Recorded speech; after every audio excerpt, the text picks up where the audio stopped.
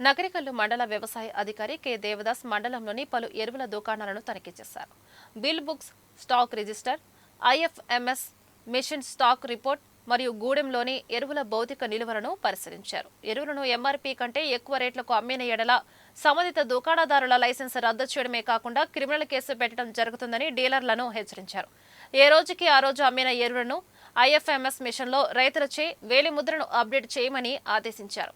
గూడెంలోని ఎరువుల భౌతిక నిల్వల నుంచి 4 శాంపిల్స్ ను సేకరించి నాణ్యతా పరీక్షల నిమిత్తం ల్యాబ్నకు పంపించడం జరిగింది. ఈ కార్యక్రమంలో దుకాణాల యజమానులు, గ్రామ వ్యవసాయ సహాయకుడు వై ప్రభాకర్ పాల్గొన్నారు.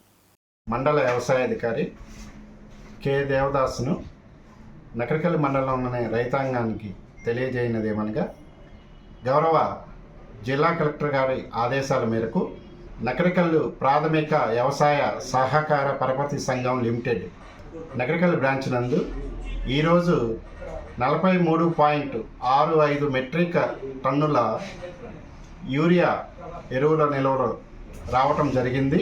గౌరవ జిల్లా కలెక్టర్ గారి ఆదేశాల మేరకు మండల తహసీల్దార్ కె పుల్లారావు గారు, మండల వ్యవసాయ అధికారి కె దేవదాస్ బృందంగా వెళ్ళి తనిఖీ చేయటం జరిగింది. ఎంఆర్పి ధరలకే యూరియా ఎరువులను రైతులకు పంపిణీ చేయటం జరిగింది.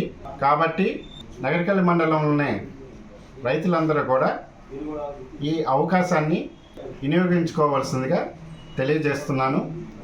అట్లానే మన నగరికల్లు మండలంలో 180 టన్నుల యూరియా, 350 టన్నుల డిఏపి, 750 టన్నుల కాంప్లెక్స్ ఎరువులు వివిధ మండలాల్లోని డీలర్ వద్ద రైతులకు అందుబాటులో ఉన్నవి.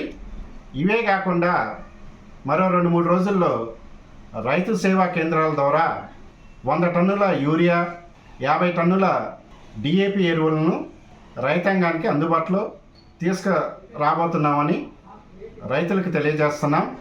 మన మండలంలో యూరియా కానీ, డిఏపి కానీ, ఇతర ఎరువులు కానీ పుష్కలంగా రైతులకు అందుబాటులో ఉన్నవి.